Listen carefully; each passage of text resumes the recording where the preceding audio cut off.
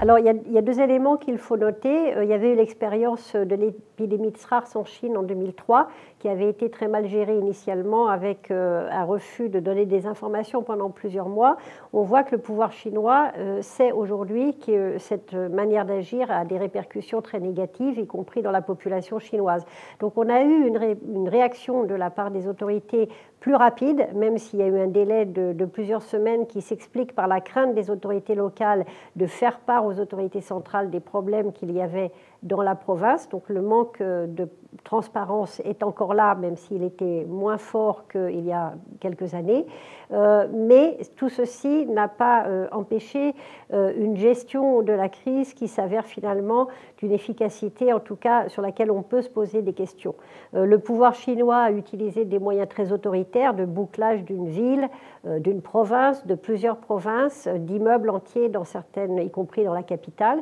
et on a abouti à une paralysie totale des systèmes de communication, de la logistique, de l'économie. Très peu d'entreprises ont repris le travail après les vacances du Nouvel An chinois et les interrogations se poursuivent. Donc tout ceci va avoir deux types de conséquences pour la Chine, des conséquences économiques. On verra après quelles sont les répercussions globales, mais déjà pour la vie au jour le jour, il faut savoir que dans les villes chinoises, il y a des centaines de millions de travailleurs migrants qui vivent de petits travaux ou de la construction, de la restauration. Et tout ce travail-là qui anime en fait les villes chinoises est très profondément touché par les interdictions de déplacement ou de sortie d'immeubles. L'agriculture aussi qui approvisionne les villes risque d'être touchée. Tout ce qui est distribution, services, et puis au-delà, les PME chinoises, dont certains experts en économie disent que plus des 2/3 ont à peine 2 mois de trésorerie, et même avec une aide massive financière des autorités chinoises, eh bien, les conséquences risquent d'être graves. Ça a des répercussions sociales, évidemment, si les gens se retrouvent sans ressources, et ça a aussi des répercussions politiques qu'on verra peut-être plus tard, autour de la personnalité du dirigeant, du président chinois Xi Jinping, qui concentre tous les pouvoirs d'une manière très autoritaire depuis qu'il est arrivé au pouvoir en 2012 et qui s'est souvent présenté comme un quasi Mao Zedong, capable de vraiment diriger la Chine, dirigeant suprême, le cœur du système politique, mais dont on voit aujourd'hui qu'il pourrait être aussi le principal responsable accusé des dérives de la gestion de cette épidémie et des raisons pour lesquelles elle a pu se développer. La grande interrogation au niveau régional face à cette épidémie de coronavirus, c'est évidemment les risques de contagion, de contamination et d'émergence de nouveaux foyers avec des cas différents. On voit que le Japon, par exemple, est très touché, mais c'est essentiellement pour le moment en nombre de cas, mais c'est essentiellement pour le moment lié à ce paquebot où beaucoup de malades ont été confinés au large de Yokohama et dont une centaine sont actuellement positifs. Les cas au Japon propre sont moins nombreux, mais la principale interrogation, évidemment, pour le Japon est liée à l'organisation des Jeux olympiques. Même si le Japon n'est pas un foyer de contamination, si l'épidémie devait se prolonger avec un brassage de population considérable, y compris en provenance de Chine, il ne faut pas oublier que les touristes chinois sont extrêmement nombreux au Japon et c'est très encouragé, eh bien, ça pose la question, non pas de la tenue des Jeux olympiques, en tout cas le pouvoir japonais aujourd'hui ne veut pas entendre parler d'un possible report, mais il est certain que si l'épidémie se prolonge et qu'elle s'accentue et qu'elle se développe, y compris au Japon, et même si elle ne se développait pas véritablement au Japon, c'est en Asie, c'est aux portes de la Chine, beaucoup de questions seraient posées sur la fiabilité des Jeux olympiques. Donc ça gâche en quelque sorte la fête des JO pour Tokyo et ça oblige le Japon à gérer quelque chose d'extrêmement délicat.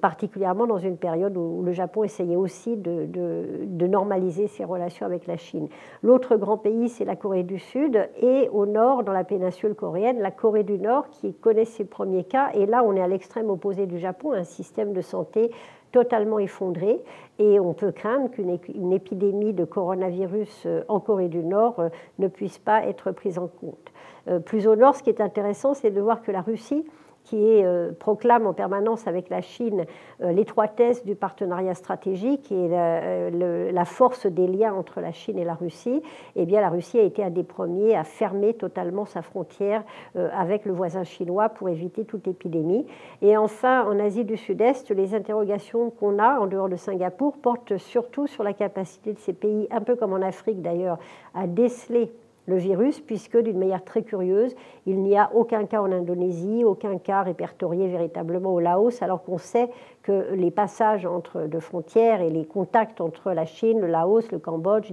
l'ensemble des pays d'Asie du Sud-Est sont très étroits, mais pour le moment, on n'a pas de chiffres, et c'est sans doute lié à la manière dont on peut ou pas tester la présence du virus. Enfin, le grand cas en Asie, c'est la question de Taïwan, qui, sous la pression de la Chine, n'est plus autorisé à être observateur à l'Organisation mondiale de la santé et qui est aussi à la fois un système de santé performant, est directement confronté à un double titre à cette épidémie, puisqu'il y a des malades à Taïwan, mais il y a surtout le fait que les entreprises japonaises sont au cœur de la croissance chinoise et de l'industrie chinoise. Donc les conséquences au niveau régional sont très directes et posent des questions diverses, mais en tout cas font de la Chine le cœur d'une interrogation qui est loin d'être résolue aujourd'hui. Au niveau mondial, pour le moment, il est difficile de savoir quelles seront les conséquences à très long terme. Ça dépendra aussi de la stabilité du système politique chinois face à ces tensions, la manière dont la Chine va évoluer. Ça pourrait faire bouger les choses, notamment en termes d'une plus grande ouverture sur l'extérieur, s'il y avait un personnel politique plus modéré qui succédait à Xi Jinping à la faveur de cette épidémie. Et d'une manière plus directe au niveau économique, ce qui est certain, c'est que la Chine aujourd'hui tire la croissance mondiale et qu'on en voit déjà les répercussions sur le prix du pétrole, sur le prix des matières premières, et c'est une tendance qui accentue en fait quelque chose qui existait déjà, puisque la croissance chinoise était au plus bas, autour de 6% depuis plusieurs années. Et enfin, la Chine était devenue un acteur majeur à la fois dans le tourisme et pour la consommation. Et donc tout ceci, évidemment, est remis en cause. On a vu que les actions des grands groupes de luxe comme Kering avaient tendance à décrocher, puisque le marché chinois aujourd'hui apparaît comme moins stable. Et c'est aussi toutes les lignes